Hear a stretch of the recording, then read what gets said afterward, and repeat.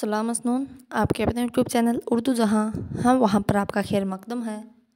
तो चलिए आज हम देखेंगे कि एमपी यानी मध्य प्रदेश असिस्टेंट प्रोफेसर का जो एग्ज़ाम 2017 में हुआ था उसमें कौन से या किस तरह के सवालात पूछे गए थे वो जानेंगे, क्योंकि राजस्थान असिस्टेंट प्रोफेसर का भी इम्तिहान 22 तारीख को होने वाला है। तो पहला सवाल देखिए, अब तो दिल को न सब्र है न करार, याद आयाम जब तोहमल था।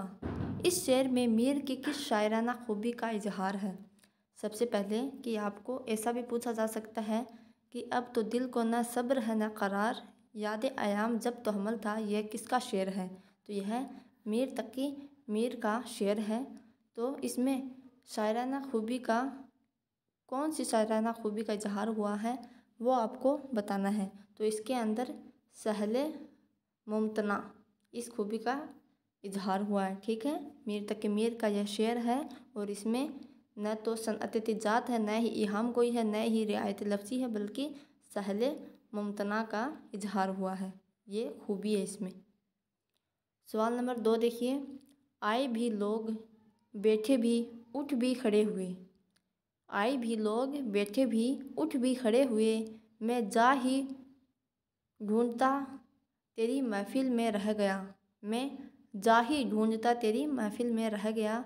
यह इस शेर के खालिक कौन है, यानी यह शेर किस शायर का है। तो यह है ख्वाजा हैदर अली आतिश का शेर है। यह किसके उस्ताद थे। तो यह दया शंकर नसीम, जिन्होंने गुलजार नसीम लिखी थी, उनके ये उस्ताद थे।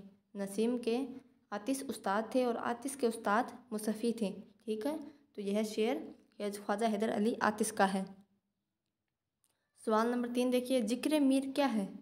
तो जिक्र मीर मीर तक की मीर की खुदनविस्त है। ठीक है, कब। तो 1772 में लिखी गई। सवाल नंबर 4 देखिए, किताब गज़ल की सरगुज़श्त के खालिक कौन है। गज़ल की सरगुज़श्त इसके खालिक कौन है।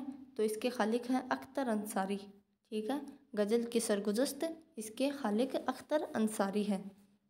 सवाल नंबर 5 देखिए, गज़ल को इंतहाओं का एक सिलसिला किस शायर ने कहा है। तो गज़ल को इंतहाओं का सिलसिला फिराक गोरखपुरी ने कहा है। ठीक है। सवाल नंबर 6 देखिए, मसनवी फूल बन का माखज क्या है। मसनवी फूल बन का माखज बसातिन अल अंस है। ठीक है, फूल बन किसकी लिखी हुई है। तो इब्ने निशाती की लिखी हुई है। ठीक है, इब्ने निशाती की मसनवी फूलबन लिखी हुई है और इसका माखज है बसातिन अल इंस है। जिस तरह बागो बहार का माखज क्या है, नोतर्ज मुरसा है, उसी तरह फूलबन का माखज बसातिन अल इंस है। सवाल नंबर 7 देखिए, नुसरती का ताल्लुक़ किस इलाके से है। नुसरती का ताल्लुक़, तो नुसरती जिन्होंने मसनवी अलीनामा तारीख़ सिकंदरी, ठीक है, वो लिखी, तो इनका ताल्लुक़ बेजापुर से है। इसे आदिल शाही सल्तनत भी कहा जाता है। सवाल नंबर 8 देखिए, मुल्ला वजही का पूरा नाम क्या है। तो मुल्ला वजही जिन्होंने सब रस और कुतुब मस्तरी लिखी, इनका पूरा नाम असदुल्ला खां मुल्ला वजही है। ठीक है। सवाल नंबर 9 देखिए, मसनवी कुतुब मस्तरी का हीरो कौन है। मसनवी कुतुब मस्तरी का हीरो आपको बताना है, तो वो मोहम्मद कुली कुतुब शाह है। इनके वालिद है इब्राहिम कुतुब शाह। ठीक है, इसमें कुतुब मस्तरी मुल्ला वजही की है, जिसमें कुतुब मोहम्मद कुली कुतुब शाह और मस्तरी की दास्तान इसकी बयान हुई है। सवाल नंबर 10 देखिए, मसनवी गुलजार नसीम में फ़र्रुख का असल रूप क्या है। तो मसनवी गुलजार नसीम पंडित दयाल शंकर नसीम की है। इसमें जो फ़र्रुख है उसका असल नाम क्या है। तो जो बकावली है वही फ़र्रुख का रूप इख्तियार करती है, यानी बदलती है, जब उसके बाग से वो फूल गायब हो जाता है और उसके हाथ से जब वो यानी ताजुल मुलूक अंगूठी चेंज कर लेता है, तो वो फ़र्रुख का भेष बदलकर उसका पता करती है। सवाल नंबर 11 देखिए, हंसते हंसते कहा हंसे क्यों, हंसता नहीं कोई बेसबब यूं, बोला कि ख्वाब देखता था आतिश पे कबाब देखता था, बोली वह कि हम बताएं ताबीर, दिल सोच सोच करेगा कोई दिलगेर, इन इशआर में महवे गुफ्तगू कौन है, यानी यह गुफ्तगू किन किरदारों के दरमियान हो रही है, यह आपको बताना है। तो यह गुफ्तगू बकावली और ताजुल मलूक के दरमियान होती है। ताजुल मलूक के वालिद का नाम है ज़ैनुल मलूक, जिनके 5 बेटे थे। ठीक है, 4 ताजुल मलूक से बड़े थे और 5वां बेटा ताजुल मलूक। सवाल नंबर 12 देखिए, ख्वाब व ख़याल के खालिक कौन है।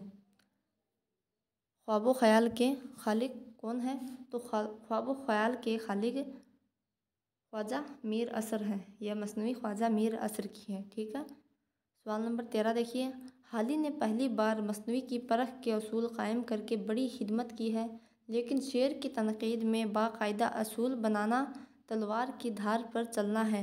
यह कौल किसका है, तो यह कौल है ज्ञानचंद जैन का।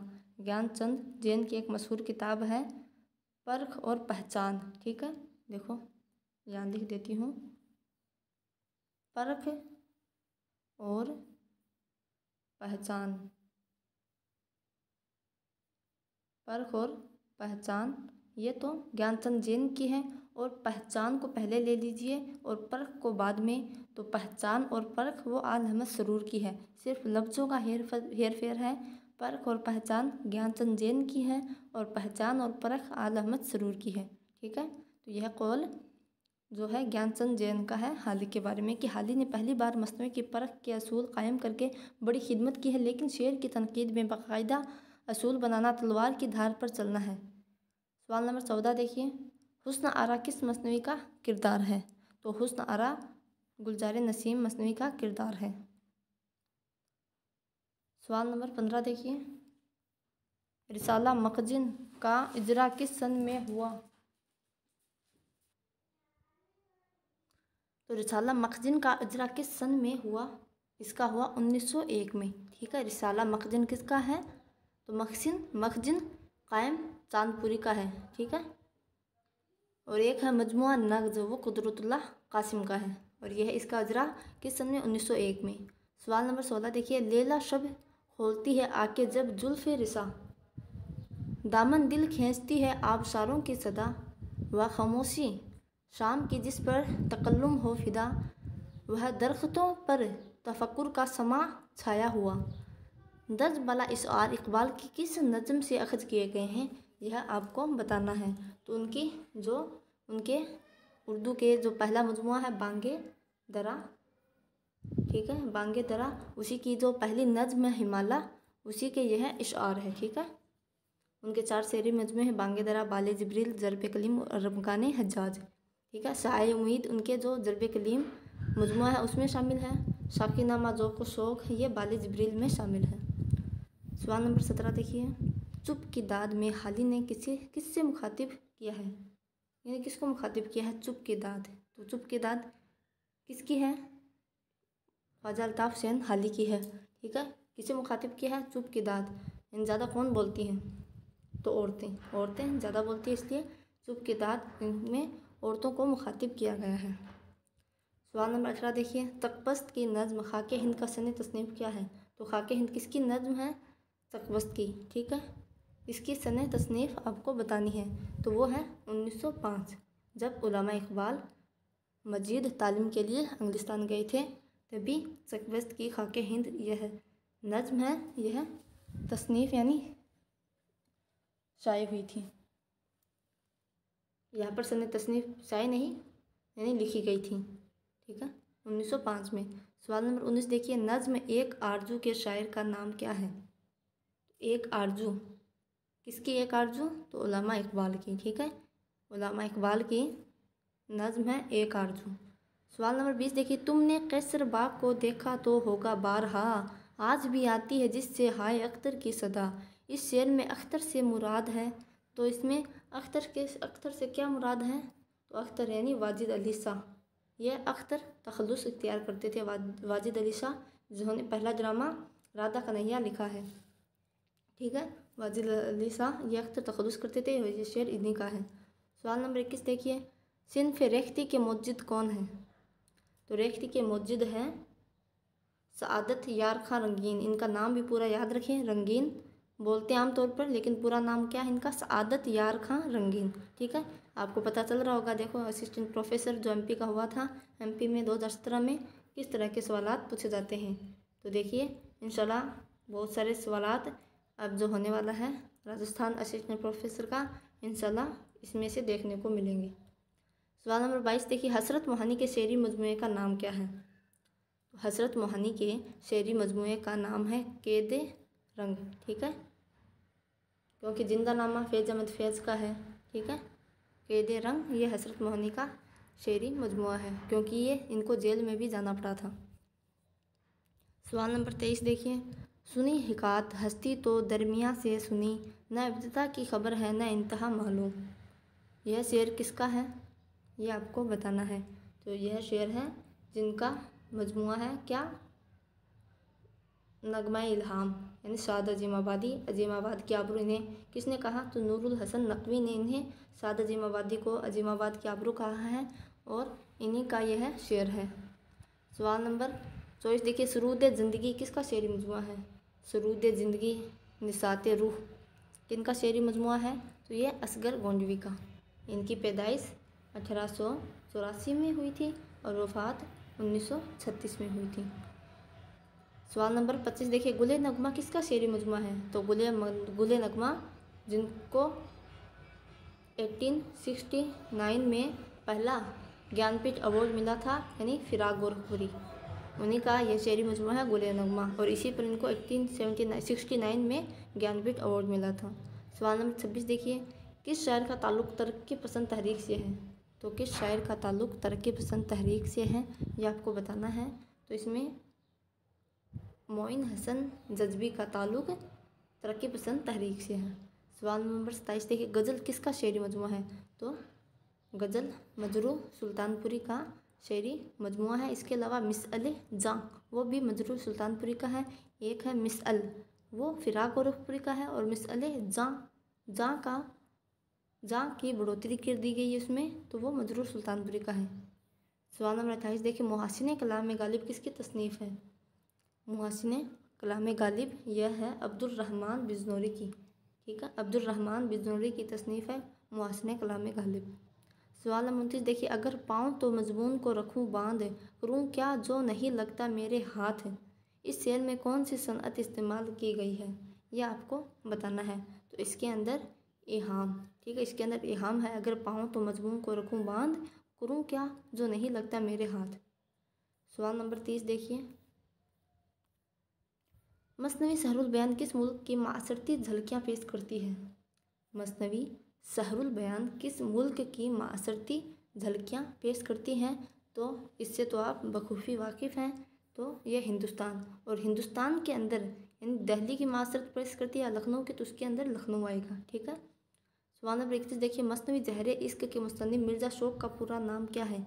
तो मसनवी ज़हर इश्क कब लिखी गई? 1861। ठीक है, और मिर्ज़ा शौक़ की पैदाइश कब हुई थी? तो 1771 में, और पैदाइश 1883 ईस्वी में। ठीक है, तो इनका पूरा नाम हकीम तसद्दुक़ हुसैन मिर्ज़ा शौक़ इनका पूरा नाम है। ऑप्शन नंबर 1 दुरुस्त हो जाएगा। सवाल नंबर 32 देखिए, इमाम ज़माना की यारी करो खुदा के लिए जाँ सनारी करो, यह किसका शेर है?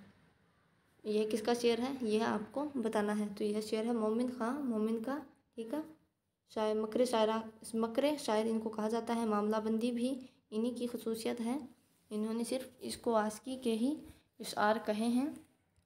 तो इमाम ज़माना की यारी करो खुदा के लिए जान निसारी करो, यह मोमिन ख़ां मोमिन का शेर है। 1800 में ये पैदा हुए, 1852 में इनकी कोठे से गिरने की वजह से वफ़ात हो गई। सवाल नंबर 33 देखिए, उर्दू कसीदा निगारी में शहर आशोब की शमूलियत का सहरा किसके सर है? उर्दू कसीदा निगारी में शहर आशोब, तो वही शहर आशोब कौन लिखते हैं? तो वही जिन्होंने तज़हीक रोज़गार, जिसमें दिल्ली की बादशाहों की बदहाली का बयान है, वही है मिर्ज़ा मोहम्मद रफ़ी सौदा। ठीक है, शहर आशोब को इन्होंने लिखा है। सवाल नंबर 34 देखिए, है चरखे अबलग अयाम पर सवार, इस हजुया कसीदे में किसकी हजू की गई है चरखे अबलग अयाम पर सवार, इसमें किसकी हजू यानी बुराई की गई है? तो घोड़े की। ठीक है, यह तहरीक रोज़गार का इशार है जो मिर्ज़ा मोहम्मद रफ़ी सौदा का कसीदा है। सवाल नंबर 35 देखिए, मर्सिया के अज्जाए तरकीबी का तयन किसने किया? तो किसने किया था? वो क्या था?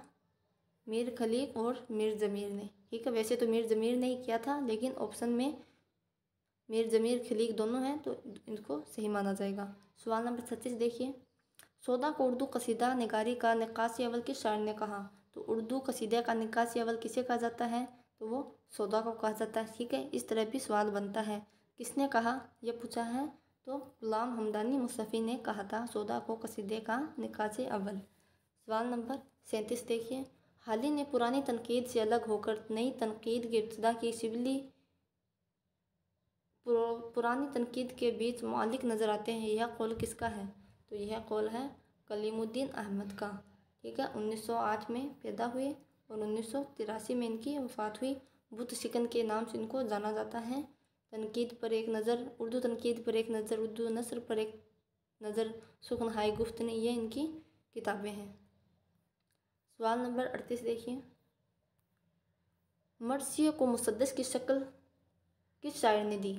मर्सिया को मुसद्दस की शक्ल, अब आप मर्सिया का नाम देखकर मीर खलीक, मीर ज़मीर, अनीस दबीर की तरफ जाएंगे, लेकिन ऐसा नहीं है, बल्कि सौदा ने दी थी। यह कसीदा के शायर, मशहूर शायर हैं, लेकिन मर्सिया को मुसद्दस की शक्ल सौदा ने ही दी है। ठीक है, तो यह बात ध्यान में रखें।